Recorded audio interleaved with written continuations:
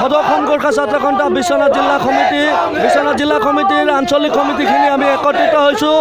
প্ৰথম কথাটো হ'ল ভাৰত চৰকাৰে আৰু অসম চৰকাৰে নাগৰিকত্ব সংশোধনী বিধেয়ক 2016 আইনত পৰিণত কৰি অসমত হিন্দু বা মুছলমানৰ নামত ইয়াত বিদেশী বাংলাদেশীখিনিক ইয়াত আনিবলৈ চেষ্টা কৰিছে।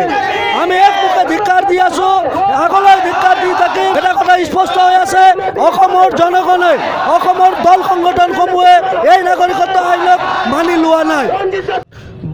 ভাষা আন্দোলন, খাদ্য আন্দোলন, তাৰপিছত জাতীয় অস্তিত্ব ৰক্ষাৰ আন্দোলন, অসম আন্দোলন, এই আন্দোলনখিনি হৈ যোৱাৰ পিছতো যদি অসমক আজি ভাৰত চৰকাৰে বা অসম চৰকাৰে গুৰুত্ব নিদিয়ে আৰু পুনৰাই যদি নাগৰিকত্ব সংশোধনী বিধেয়কখন ৰাজ্যসভাত গৃহীত কৰি যদি ইয়াক আইনত প্ৰৱৰ্তন কৰিবলৈ চেষ্টা কৰি অসমত যদি বাংলাদেশী আনি ইয়াত ৰাখিব বিচাৰে, তেতিয়াহ'লে কিন্তু অসমৰ প্ৰত্যেকজন ৰাজপথত ওলাই আহিবলৈ বাধ্য হ'ব।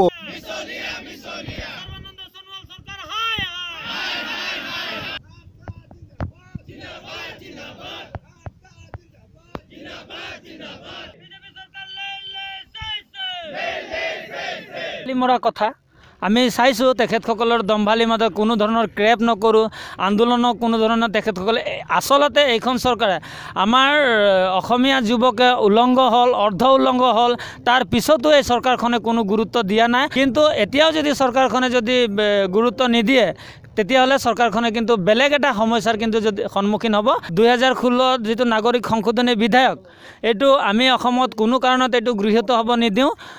যদি আমি গণতান্ত্ৰিক প্ৰক্ৰিয়াৰে আমি আন্দোলন কৰি আহিছোঁ, বৰ্তমানৰ চৰকাৰখনে যদি গুৰুত্ব নিদিয়ে, তেতিয়াহ'লে কিন্তু আমি বাধ্য হৈ যাম জংগী আন্দোলন কাৰ্যসূচী হাতত ল'বৰ কাৰণে।